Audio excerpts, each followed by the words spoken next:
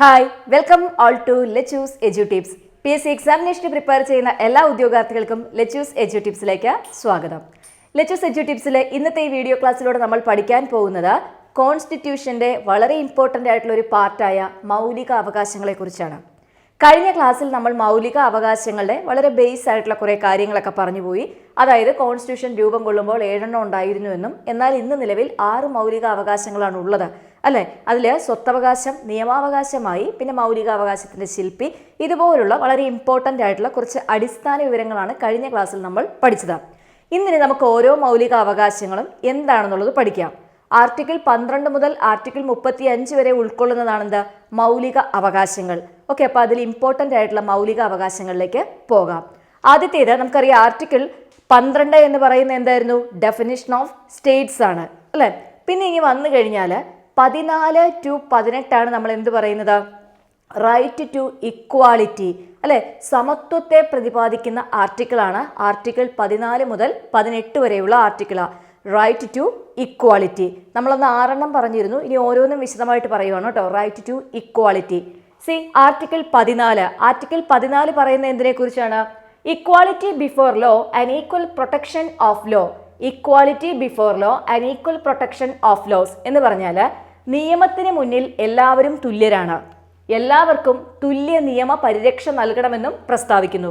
Article 14 അനുസരിച്ച് എല്ലാവരും നിയമത്തിന് തുന്നിൽ സമന്മാരാണ്, എല്ലാവർക്കും തുല്യ നിയമ പരിരക്ഷ നൽകണം എന്ന് അനുശാസിക്കുന്ന ആർട്ടിക്കിളാണ് ആർട്ടിക്കിൾ 14. ഓക്കെ, ഒന്ന് എഴുതിയെടുത്തോണം. Then article 15. ആർട്ടിക്കിൾ 15 പറയുന്നത് എന്തിനെ കുറിച്ചാണ്? Prohibition of discrimination on grounds of religion, race, caste, sex or place of birth. അതായത് രാജ്യത്തെ പൗരന്മാർക്കിടയിൽ വംശം, മതം, ജാതി, ലിംഗം, ജനനസ്ഥലം എന്നിവയുടെ അടിസ്ഥാനത്തിലുള്ള വിവേചനം പാടില്ല എന്ന് നിഷ്കർഷിക്കുന്നു. ഓർത്തുവെക്കുക, എന്തൊക്കെയാണ്? വംശം അല്ലെങ്കിൽ ഏത് വർഗത്തിൽപ്പെട്ടവരാണ്? വംശം, മതം, ജാതി, ലിംഗം, സ്ത്രീയാണോ പുരുഷനാണോ, ദെൻ ജനനസ്ഥലം എന്നിവയുടെ അടിസ്ഥാനത്തിലുള്ള വിവേചനം പാടില്ല എന്ന് നിഷ്കർഷിക്കുന്ന ആർട്ടിക്കിളാണ് ആർട്ടിക്കിൾ 15. അപ്പോൾ നമുക്കിതിനെ സിമ്പിളായിട്ട് സാമൂഹ്യ നീതി എന്ന് പറയാമല്ലോ അല്ല, ഇതൊരു സാമൂഹ്യ നീതിയാണ്. അപ്പം ഇങ്ങനെ ഒരു ക്വസ്റ്റ്യൻ ചോദിക്കാം, സാമൂഹ്യ നീതിയെക്കുറിച്ച് പ്രതിപാദിക്കുന്ന ആർട്ടിക്കിൾ ഏതാ? സാമൂഹ്യ നീതിയെക്കുറിച്ച് പ്രതിപാദിക്കുന്ന ആർട്ടിക്കിൾ ഏതെന്ന് ചോദിച്ചാൽ എന്താണ്? ആർട്ടിക്കിൾ 15. അപ്പോൾ ഇതിനകത്ത് വിവേചനം പാടില്ല എന്ന് പറഞ്ഞു കഴിഞ്ഞാലും സ്ത്രീകളുടെയും കുട്ടികളുടെയും ഉന്നമനത്തിനായി കൊണ്ടുവരുന്ന നിയമങ്ങളെ ഒന്നും ഒരിക്കലും ആർട്ടിക്കിൾ 15 എതിർക്കാറില്ല. അതുകൂടി ഓർത്തു വെക്കണം. സ്ത്രീ സുരക്ഷയ്ക്കോ അല്ലെങ്കിൽ കുട്ടികളുടെ സുരക്ഷയ്ക്കോ സ്ത്രീകളുടെയും കുട്ടികളുടെയും ഉന്നമനത്തിന് വേണ്ടി കൊണ്ടുവരുന്ന നിയമങ്ങളെ ഒന്നും ആർട്ടിക്കിൾ 15 എതിർക്കാറില്ല. Next article 16. ആർട്ടിക്കിൾ 16 പറയുന്നത് equality of opportunity in matters of public employment. Equality of opportunity in matters of public employment. അതായത് പൊതു തൊഴിലുകളിൽ തുല്യ അവസരം ഉറപ്പു നൽകുന്നു. അല്ലെങ്കിൽ ഇങ്ങനെ തരാം, സർക്കാർ ഉദ്യോഗങ്ങളിൽ തുല്യ അവസരം ഉറപ്പു നൽകുന്ന ആർട്ടിക്കിൾ ഏതാന്ന് ചോദിച്ചത് ഏതാണ്? ആർട്ടിക്കിൾ 16 പൊതു തൊഴിലുകളിൽ അല്ലെങ്കിൽ സർക്കാർ ഉദ്യോഗങ്ങളിൽ തുല്യ അവസരം ഉറപ്പു നൽകുന്ന അനുച്ഛേദമാണ് അനുച്ഛേദം 16. Next article 17. Abolition of untouchability and prohibition of its practice. Untouchability, അയിത്തം അല്ലെങ്കിൽ തൊട്ടുകൂടായ്മ അല്ലെ, രാജ്യത്ത് എല്ലാ തരത്തിലുമുള്ള തൊട്ടുകൂടായ്മയെ നിരോധിക്കുന്ന ആർട്ടിക്കിളാണ് ആർട്ടിക്കിൾ 17. വളരെ ഇമ്പോർട്ടൻ്റ് ആണ്. മഹാത്മാഗാന്ധി കി ജയ് എന്നുള്ള മുദ്രാവാക്യം മുഴക്കി നടപ്പിലാക്കിയ ആർട്ടിക്കിളാണ് ഏതാ? ആർട്ടിക്കിൾ 17. ഇത് ഓർത്ത് വയ്ക്കണേ. Next article 18. ആർട്ടിക്കിൾ 18 പറയുന്നത് എന്താണ്? Abolition of titles except military and academic. അതായത് മിലിറ്ററി ആൻഡ് അക്കാഡമിക് ടൈറ്റിൽസ് ഒഴികെ, സൈനികവും അക്കാദമികവുമായ പദവികൾ ഒഴികെ ഏതെങ്കിലും തരത്തിലുള്ള പ്രത്യേക പദവികളെയോ ബഹുമതികളെയോ നിരോധിക്കുന്നതുമായി ബന്ധപ്പെട്ടിരിക്കുന്ന ആർട്ടിക്കിളാണ് ഏതാ? ആർട്ടിക്കിൾ 18. അപ്പോൾ നമ്മൾ പറഞ്ഞു റൈറ്റ് ടു ഇക്വാളിറ്റി അല്ലെ, സമത്വത്തിനുള്ള അവകാശം എന്ന് പറയുന്നത് ആർട്ടിക്കിൾ 14 മുതൽ ആർട്ടിക്കിൾ 18 വരെയാണ്. അങ്ങനെ ആർട്ടിക്കിൾ 14 മുതൽ 18 വരെയുള്ള എന്താണെന്ന് നമ്മൾ പഠിച്ചു. ആർട്ടിക്കിൾ 14 നമുക്കറിയാം എന്താണ്? ഇക്വാലിറ്റി ബിഫോർ ലോ അല്ലെ, and equal protections of laws. That means നിയമത്തിന് മുന്നിൽ എല്ലാവരും തുല്യരാണ്, എല്ലാവർക്കും എന്താണ്? തുല്യ നിയമ പരിരക്ഷ നൽകുന്നു. ഇനി 15 പറഞ്ഞ എന്തായിരുന്നു? സാമൂഹ്യ നീതിയാണ്. അതായത് വംശം, മതം, ജാതി, ലിംഗം, ജനനസ്ഥലം എന്നിവയുടെ അടിസ്ഥാനത്തിൽ വിവേചനം പാടില്ല. 16 പറഞ്ഞ എന്തായിരുന്നു? സർക്കാർ ഉദ്യോഗങ്ങളിൽ അല്ലെങ്കിൽ പൊതു തൊഴിലുകളിലുള്ള അവസര സമത്വം. 17 എന്താ പറഞ്ഞത്? അൺടച്ചബിലിറ്റി അല്ലെങ്കിൽ അയിത്തവും അതുപോലെ അയിത്തവുമായി ബന്ധപ്പെട്ടുള്ള പ്രാക്ടീസും നിരോധിച്ചിരിക്കുന്നു. ദെൻ 18 പറഞ്ഞത് സൈനികവും അക്കാദമികപരവുമായ ബഹുമതികൾ ഒഴികെ ബാക്കിയുള്ള ബഹുമതികൾ എന്ത് ചെയ്യുക? അതിനെ നിരോധിക്കുന്ന ആർട്ടിക്കിളാണ് ഏത്? ആർട്ടിക്കിൾ 18. ഓക്കെ, അപ്പോൾ ഇത്രയും കാര്യങ്ങളുള്ളൂ, വളരെ സിമ്പിളാണ്. അപ്പോൾ ഇത് നിങ്ങൾ തന്നെ എന്തെങ്കിലും കോഡിട്ട് ഓർത്ത് വെക്കുക, പഠിച്ചെടുക്കാൻ എളുപ്പത്തിന് എന്തെങ്കിലും ഒരു ടെക്നിക്ക് യൂസ് ചെയ്യുക. സത്യം പറഞ്ഞു കഴിഞ്ഞാൽ ഇതൊന്നും നമ്മളൊന്നും കോഡിട്ടല്ല പഠിച്ചത്, ഇതല്ലാതെ തന്നെ നമുക്ക് മനസ്സിൽ നിൽക്കും. നിങ്ങൾ വേറെ ഒന്നും വേണ്ട, ഒരു 2 അല്ലെങ്കിൽ 3 പ്രാവശ്യം വായിക്കുക. വായിക്കുമ്പം ശ്രദ്ധിച്ച് വായിക്കണം, അപ്പം തന്നെ നിങ്ങൾക്ക് അത് കിട്ടിക്കോളും. കാര്യം മനസ്സിലാക്കി പഠിച്ചാൽ നമ്മൾ പിന്നെ മറക്കില്ല.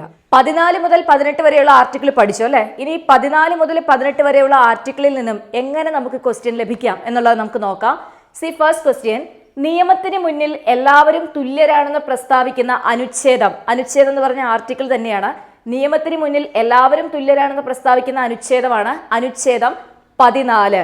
ഓക്കെ, നെക്സ്റ്റ്, എല്ലാവർക്കും തുല്യ നിയമ പരിരക്ഷ നൽകണമെന്ന് അനുശാസിക്കുന്ന അനുച്ഛേദം 14 അല്ലെ? അപ്പൊ നിയമത്തിന് മുന്നിൽ എല്ലാവരും തുല്യരാണ്, എല്ലാവർക്കും തുല്യ നിയമ പരിരക്ഷ നൽകണം എന്ന് അനുശാസിക്കുന്ന അനുച്ഛേദമാണ് ഏത്?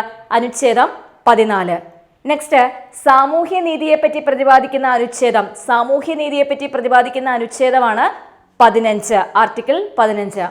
പൗരന്മാർക്കിടയിൽ വംശം, മതം, ജാതി, ലിംഗം, ജനനസ്ഥലം എന്നിവയുടെ അടിസ്ഥാനത്തിൽ വിവേചനം പാടില്ല എന്ന് പ്രസ്താവിക്കുന്ന അനുച്ഛേദം 15. ഇത് രണ്ടും സെയിം ആണ്, സാമൂഹ്യനീതി തന്നെയാണത്. ഓക്കെ, ദെൻ സർക്കാർ ഉദ്യോഗങ്ങളിലെ അവസര സമത്വം ഉറപ്പു നൽകുന്നു എന്ന് പ്രസ്താവിക്കുന്ന ആർട്ടിക്കിളാണ് ആർട്ടിക്കിൾ 16.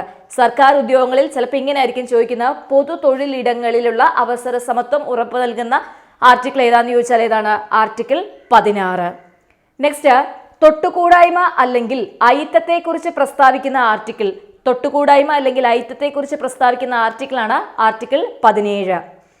മഹാത്മാഗാന്ധി കി ജയ് എന്ന മുദ്രാവാക്യത്തോടു കൂടി പാസാക്കിയ അനുച്ഛേദം 17.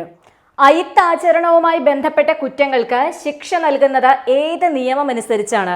ഇത് വളരെ ഇമ്പോർട്ടൻ്റ് ആണ് കേട്ടോ. നമ്മൾ പറഞ്ഞു ആർട്ടിക്കിൾ 17 ആണ് എന്താ? അയിത്താചരണവുമായി ബന്ധപ്പെട്ടിട്ടുള്ള ആർട്ടിക്കിൾ. അപ്പോൾ ഈ അയിത്താചരണവുമായി ബന്ധപ്പെട്ടിട്ടുള്ള കുറ്റങ്ങൾക്ക് ശിക്ഷ നൽകുന്ന ഏത് നിയമം അനുസരിച്ചാണെന്ന് ചോദിച്ചാൽ ഏതാണ്? Protection of civil rights act അല്ലെങ്കിൽ സിവിൽ സംരക്ഷണ നിയമം. മലയാളത്തിൽ സിവിൽ സംരക്ഷണ നിയമം എന്ന് പറയും. ചിലപ്പോൾ ഇങ്ങനെയായിരിക്കും തരുന്നത്, protection of civil rights act. Protection of civil rights act നമുക്കറിയാം 1955 പാസ്സാക്കിയ അൺടച്ചബിലിറ്റി ഒഫൻസസ് ആക്ട് 1976 ഭേദഗതി ചെയ്തു. അങ്ങനെ 1976 അൺടച്ചബിലിറ്റി ഒഫൻസസ് ആക്ട് ഭേദഗതി ചെയ്ത് പിന്നീട് അറിയപ്പെട്ട പേരാണിത് protection of civil rights act. അപ്പോൾ അൺടച്ചബിലിറ്റി ആയിട്ട്, അതായത് അയിത്തവുമായി ബന്ധപ്പെട്ട എന്താ പറയുക കുറ്റകൃത്യങ്ങൾക്ക് അല്ലെങ്കിൽ അയിത്തവുമായി ബന്ധപ്പെട്ടുള്ള ആചാരങ്ങൾക്ക് എതിരെ ശിക്ഷ നൽകുന്ന ഏത് നിയമം അനുസരിച്ചാണെന്ന് ചോദിച്ചാൽ അത് സിവിൽ അവകാശ സംരക്ഷണ നിയമം അല്ലെങ്കിൽ protection of civil rights act. അപ്പോൾ ഇതുകൂടി അറിഞ്ഞിരിക്കണം. അൺടച്ചബിലിറ്റി ഒഫൻസസ് ആക്ട് പാർലമെന്റ് പാസ്സാക്കിയ വർഷം 1955 untouchability offences act Indian parliament പാസ്സാക്കുന്നത്. നെക്സ്റ്റ്, സൈനികവും അക്കാദമികവുമായ പദവികൾ ഒഴികെയുള്ള പ്രത്യേക പദവികളെ നിരോധിക്കുന്നതുമായി ബന്ധപ്പെട്ട അനുച്ഛേദമാണ് അനുച്ഛേദം 18. അപ്പോൾ ഇത്രയും കാര്യങ്ങളായപ്പോൾ നമ്മുടെ ആർട്ടിക്കിൾ 14 മുതൽ 18 വരെ എങ്ങനെയെല്ലാം PSC ക്വസ്റ്റ്യൻ ചോദിക്കും എന്നുള്ള കാര്യങ്ങൾ നമ്മൾ പഠിച്ചു കഴിഞ്ഞു. എനിക്ക് തോന്നുന്നു ആദ്യം ഞാൻ ക്ലാസ് എടുത്തു, അത് കഴിഞ്ഞപ്പോൾ ഈ നോട്ടും കൂടി തന്നപ്പോൾ ഇപ്പോൾ എല്ലാവർക്കും ഇതെല്ലാം ബൈഹാർട്ടായി കാണും എന്ന് വിശ്വസിക്കുന്നു. ഇനി പറയാൻ വിട്ടുപോയ 2 കാര്യങ്ങളുണ്ട്. അതിലൊന്നാണ് ആർട്ടിക്കിൾ 12, മറ്റൊന്ന് ആർട്ടിക്കിൾ 13. അതും എന്താണെന്ന് അറിഞ്ഞിരിക്കണം. ആർട്ടിക്കിൾ 12 നമുക്കറിയാം സ്റ്റേറ്റിന്റെ നിർവചനമാണ്. നോക്കിക്കേ, സ്റ്റേറ്റിന്റെ നിർവചനവുമായി ബന്ധപ്പെട്ട ആർട്ടിക്കിൾ 12. ദെൻ മൗലിക അവകാശങ്ങൾക്ക് വിരുദ്ധമായതോ അവഹേളിക്കുന്നതോ ആയ നിയമനിർമ്മാണം നടപ്പാക്കാൻ പാടില്ല എന്ന് അനുശാസിക്കുന്ന ആർട്ടിക്കിളാണ് ആർട്ടിക്കിൾ 13. അപ്പോൾ ഇത് രണ്ടും ഓർത്ത് വയ്ക്കണം. മൗലികാവകാശങ്ങൾക്ക് വിരുദ്ധമായതോ, അതായത് നമ്മുടെ മൗലിക അവകാശങ്ങളെ അവഹേളിക്കുന്ന രീതിയിലോ അതിന് എതിരായിട്ടുള്ള രീതിയിലോ ഉള്ളതോ ആയ നിയമം നിർമ്മാണം നടപ്പാക്കാൻ പാടില്ല എന്ന് അനുശാസിക്കുന്ന ആർട്ടിക്കിളാണ് ഏത്? ആർട്ടിക്കിൾ 13. ഓക്കെ, അപ്പോൾ ഈ ഒരു ഭാഗം ആർട്ടിക്കിൾ 12 മുതൽ 18 വരെ ക്ലിയർ ആയി എന്ന് വിശ്വസിക്കുന്നു. ഇനി നമുക്ക് അടുത്തതിലേക്ക് പോകാം. Right to freedom. ആർട്ടിക്കിൾ 19 മുതൽ ആർട്ടിക്കിൾ 22 വരെ ഉൾക്കൊള്ളുന്നതാണ് റൈറ്റ് ടു ഫ്രീഡം, അതായത് സ്വാതന്ത്ര്യത്തിനുള്ള അവകാശം. അപ്പോൾ ഓർത്ത് വയ്ക്കുക, സ്വാതന്ത്ര്യത്തിനുള്ള അവകാശം വരുന്നത് ആർട്ടിക്കിൾ 19 മുതൽ 22 വരെയാണ് അല്ലെ. അപ്പൊ ആർട്ടിക്കിൾ 19 പറയുന്നത് എന്താന്ന് നോക്കാം. ആർട്ടിക്കിൾ 19 പറയുന്നത് protection of 6 rights regarding freedom. അതായത് ഇന്ത്യയിലെ പൗരന്മാർക്ക് 6 അടിസ്ഥാനപരമായ സ്വാതന്ത്ര്യങ്ങൾ നൽകുന്നു. നമുക്ക് ഒരു പൗരൻ എന്ന നിലയ്ക്ക് നമുക്ക് തരുന്ന 6 അടിസ്ഥാനപരമായ അവകാശങ്ങളെ ഉള്ളതാണ് ഇതിൽ ആർട്ടിക്കിൾ 19. ഇപ്പൊ ഈ 6 അടിസ്ഥാനപരമായ അവകാശങ്ങൾ ഒന്ന് അറിഞ്ഞിരിക്കണം. സിമ്പിൾ ആണ്. സ്പീച്ച് ആൻഡ് എക്സ്പ്രഷൻ, അതെ, speech and expression, that means അഭിപ്രായ പ്രകടന സ്വാതന്ത്ര്യം, നമ്മളുടെ അഭിപ്രായം പ്രകടിപ്പിക്കുവാനുള്ള സ്വാതന്ത്ര്യം. Next assembly. അസംബ്ലി എന്താണ്? സമ്മേളനം ചേരുവാനുള്ള സ്വാതന്ത്ര്യം, അതായത് ആയുധങ്ങൾ കയ്യിൽ കരുതാതെ സമ്മേളനം ചേരുവാനുള്ള സ്വാതന്ത്ര്യം. ദെൻ നെക്സ്റ്റ് അസോസിയേഷൻ, സംഘടനകൾ രൂപീകരിക്കുവാനുള്ള സ്വാതന്ത്ര്യം. നെക്സ്റ്റ് മൂവ്മെന്റ്, അതായത് സ്വാതന്ത്ര്യത്തിനുള്ള അവകാശം. നമ്മൾ ആരോടും അനുവാദം മേടിച്ചിട്ടല്ലോ എങ്ങോട്ടും സ്വാതന്ത്ര്യമായിട്ട് തന്നെയാണ് നമ്മൾ എന്ത് ചെയ്യുന്നത്, സഞ്ചരിക്കുന്നത്. ആരുടെ അനുവാദം നമ്മൾ വാങ്ങാറില്ല. ദെൻ റെസിഡൻസ്, അതായത് ഇന്ത്യയിൽ എവിടെയും താമസിക്കുവാനുള്ള അവകാശം. നെക്സ്റ്റ് പ്രൊഫഷൻ, ഏത് തൊഴിൽ സ്വാതന്ത്ര്യം, ഏത് തൊഴിൽ ചെയ്യണമെന്ന് നമ്മൾ ഓരോരുത്തരുമാണ് ഡിസൈഡ് ചെയ്യാറ്. അല്ലെങ്കിൽ ഭരണഘടന നിഷ്കർഷിക്കുന്ന തൊഴിലേ ചെയ്യുള്ളൂ, അങ്ങനെ ഒന്നും നമുക്കില്ല. അതാണ് തൊഴിൽ സ്വാതന്ത്ര്യം. അപ്പൊ ഈ 6 സ്വാതന്ത്ര്യങ്ങൾ ഉൾക്കൊള്ളുന്നതാണ് ഇത് ആർട്ടിക്കിൾ 19 എന്ന് പറയുന്നത്. നമുക്ക് തരുന്ന ബേസിക് ആയിട്ടുള്ള അവകാശങ്ങളാണ് ഇത് ഈ 6 ഓക്കെ. അപ്പൊ ഇത് ഓർത്ത് വെക്കാൻ ഒരു എളുപ്പമുണ്ട്. See, speech and expression, speech and എക്സ്പ്രഷന്റെ എസ് ഇങ്ങോട്ട് എടുത്തു. നെക്സ്റ്റ് അസംബ്ലി, സമ്മേളനം ചേരുവാനുള്ളത്. അസോസിയേഷൻ, സംഘടനകൾ രൂപീകരിക്കുവാനുള്ളത്. ദെൻ മൂവ്മെന്റ്, അല്ലെ, അതായത് നമുക്ക് സഞ്ചരിക്കുവാനുള്ള അവകാശം. Next residence, then profession. അപ്പൊ നമുക്ക് ഇങ്ങനെ ഓർത്ത് വയ്ക്കാം. സാം RP, സാം ഒരു പയ്യന്റെ പേരാന്ന് വിചാരിക്കുക. സാം RP അവന്റെ ഇനിഷ്യലാണ്. അപ്പൊ സാം RP എന്നുള്ളതാണിത് നമുക്ക് ആർട്ടിക്കിൾ 19 പറയുന്നത്. ഓക്കെ, ആർട്ടിക്കിൾ 19 എന്താണെന്ന് നമ്മൾ മനസ്സിലാക്കി അല്ലെ. ഇനി ആർട്ടിക്കിൾ 19 ബന്ധപ്പെട്ട് ഓർത്ത് വെക്കേണ്ട ഒരു കാര്യമുണ്ട്. 6 സ്വാതന്ത്ര്യമാണെന്ന് പറഞ്ഞു. അപ്പൊ അത് ഏതൊക്കെയാണെന്ന് നമ്മൾ മനസ്സിലാക്കി. രാജ്യത്ത് അടിയന്തരാവസ്ഥ പ്രഖ്യാപിക്കുന്ന സമയത്ത് രാഷ്ട്രപതി ഇടപെടാതെ തന്നെ ഓട്ടോമാറ്റിക്കലി റദ്ദാക്കപ്പെടുന്ന അവകാശമാണ് എന്ന് പറയുന്നത് ആർട്ടിക്കിൾ 19 അല്ലെ. നമ്മൾ സ്വാതന്ത്ര്യം എന്താ പറയുന്നത്, സഞ്ചരിക്കാനുള്ള സ്വാതന്ത്ര്യം, അതുപോലെ തന്നെ സമ്മേളനം ചേരാനുള്ളത്, സംഘടന രൂപീകരിക്കാൻ, ഇങ്ങനെ കുറച്ച് 6 കാര്യങ്ങൾ പറഞ്ഞു. ഈ 6 കാര്യങ്ങളും അടിയന്തരാവസ്ഥ സമയത്ത് ഓട്ടോമാറ്റിക്കലി റദ്ദാക്കും. അതായത് രാഷ്ട്രപതി ഡിക്ലെയർ ചെയ്യണമെന്നില്ല ഇത് റദ്ദാക്കണം എന്ന് പറഞ്ഞ് അത് തന്നെ അങ്ങ് റദ്ദാവുകയാണ് ചെയ്യുന്നത്. ഇനി നമുക്കറിയാം, അടിയന്തരാവസ്ഥ കാലത്ത് മൗലിക അവകാശങ്ങൾ റദ്ദാക്കാനുള്ള അവകാശം ആർക്ക് മാത്രമേ ഉള്ളൂ? അത് രാഷ്ട്രപതിക്ക് മാത്രമേ ഉള്ളൂ അല്ലെ. രാഷ്ട്രപതിക്ക് മാത്രമേ അത് വരുന്നുള്ളൂ. ഇനി മൗലികാവകാശങ്ങളുടെ സംരക്ഷണം എന്നറിയപ്പെടുന്ന ആരായിരുന്നു? അത് സുപ്രീം കോടതി. ഇതൊക്കെ ഇടയ്ക്കിടയ്ക്ക് ഇങ്ങനെ ഓർത്തെടുക്കണം കേട്ടോ. Next article 20. ആർട്ടിക്കിൾ 20 പറയുന്നത് എന്തിനെ പറ്റിയിട്ടാണ്? Protection in respect of conviction for offences. Protection in respect of conviction for offences, അതായത് കുറ്റകൃത്യങ്ങൾക്കുള്ള ശിക്ഷ സംബന്ധിച്ച സംരക്ഷണം. ഒരാൾ കുറ്റം ചെയ്തു കഴിഞ്ഞാൽ അദ്ദേഹത്തിന്റെ ശിക്ഷ സംബന്ധിച്ചുള്ള സംരക്ഷണത്തെ കുറിച്ച് പറയുന്ന ആർട്ടിക്കിളാണ് ആർട്ടിക്കിൾ 20. അപ്പൊ അതിനകത്ത് ഇങ്ങനെ 3 കാര്യങ്ങൾ പറയുന്നുണ്ട്. ആ 3 കാര്യങ്ങൾ ഒന്ന് അറിഞ്ഞിരിക്കുക. നോ എക്സ്പോസ്റ്റ് ഫാക്ടോ ലോ, അതായത് മുൻകാല പ്രാബല്യത്തോടെ ക്രിമിനൽ നിയമങ്ങൾ പാസാക്കാൻ പാടില്ല. മുൻകാല പ്രാബല്യത്തോടെ ക്രിമിനൽ നിയമങ്ങൾ പാസാക്കാൻ പാടില്ല എന്നുള്ളത് ആർട്ടിക്കിൾ 20 വരുന്നത്. ദെൻ നെക്സ്റ്റ് നോ ഡബിൾ ജിയോപാഡി, അതായത് ഒരു വ്യക്തിയെ ഒരു കുറ്റത്തിന് തന്നെ ഒന്നിലധികം തവണ ശിക്ഷിക്കാൻ പാടില്ല. നെക്സ്റ്റ് പറയുന്നത് നോ സെൽഫ് ഇൻക്രിമിനേഷൻ, അതായത് ക്രിമിനൽ കേസുകളിൽ ഒരു വ്യക്തിയെ അയാൾക്കെതിരായി തെളിവ് നൽകുന്നതിന് നിർബന്ധിക്കാൻ പാടില്ല.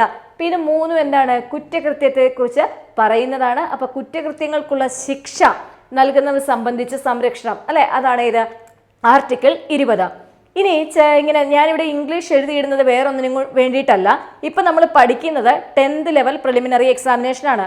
പക്ഷേ ഇത് കഴിഞ്ഞൊക്കെ നമുക്ക് എന്ത് വരും? ഡിഗ്രി ലെവൽ എക്സാമിനേഷനൊക്കെ വരും. അപ്പൊ ഡിഗ്രി ലെവൽ എക്സാമിനേഷനും കൂടി നിങ്ങൾക്ക് ഇത് ഗുണം ചെയ്യണം. അതുകൊണ്ടാണ് കോൺസ്റ്റിറ്റ്യൂഷൻ പഠിപ്പിക്കുന്ന സമയത്ത് ഇതാക്കണ്ടോ ഇംഗ്ലീഷിലൊക്കെ ഇടയ്ക്ക് എഴുതിയിടുന്നത്. അപ്പൊ 10th ലെവല് എഴുതുന്നവര്, അതായത് ഡിഗ്രിക്കാര് അല്ലാത്തവര്, 10ാം ക്ലാസ് വരെ യോഗ്യതയുള്ളവര് ഇത് മലയാളത്തിൽ തന്നെ അങ്ങ് നോട്ട് എഴുതുക. ഡിഗ്രിക്കാർ എഴുതുന്ന സമയത്ത് അവർ ഇതും കൂടി ഇൻക്ലൂഡ് ചെയ്യുവാണെന്നുണ്ടെങ്കിൽ നിങ്ങൾക്ക് ആ സമയത്ത് പിന്നെ പ്രത്യേകിച്ചൊന്നും ഒരു വേണ്ടി വരത്തില്ല അല്ലേ. പെട്ടെന്ന് നോക്കിക്കഴിഞ്ഞാൽ തന്നെ അങ്ങ് മനസ്സിലാക്കി പോകാവുന്ന കാര്യമുള്ളൂ. ഓക്കെ, അപ്പം ഇത് ഇങ്ങനെ തന്നെ അങ്ങ് എഴുതിയെടുത്ത് പഠിക്കാൻ ശ്രമിക്കാം. ഇനി ഈ ഭാഗത്ത് നിന്ന് ക്വസ്റ്റ്യൻ ഇങ്ങനെയൊക്കെ ചോദിക്കാം. മുൻകാല പ്രാബല്യത്തോടു കൂടി ക്രിമിനൽ നിയമങ്ങൾ പാസ്സാക്കാൻ പാടില്ല എന്ന് അനുശാസിക്കുന്ന അനുച്ഛേദം ഏതാണ്? അനുച്ഛേദം 20. അല്ലെങ്കിൽ ഇങ്ങനെ ചോദിക്കാം, ഒരു വ്യക്തിയെ ഒന്നിലധികം തവണ ഒരേ കുറ്റത്തിന് ശിക്ഷിക്കാൻ പാടില്ല എന്ന് പ്രസ്താവിക്കുന്ന അനുച്ഛേദം ഏതാ? അനുച്ഛേദം 20. അതുപോലെ ക്രിമിനൽ കേസുകളിൽ ഒരു വ്യക്തിയെ അയാൾക്കെതിരായി തെളിവ് നൽകുന്നവന് നിർബന്ധിക്കാൻ പാടില്ല എന്ന് പ്രസ്താവിക്കുന്ന അനുച്ഛേദം 20. അപ്പോൾ പഠിക്കുന്ന സമയത്ത് ഈ ഭാഗത്ത് നിന്ന് ഇങ്ങനെ ക്വസ്റ്റ്യൻ ഉണ്ടാക്കിയെടുത്ത് പഠിക്കാനായിട്ട് ശ്രമിക്കണേ.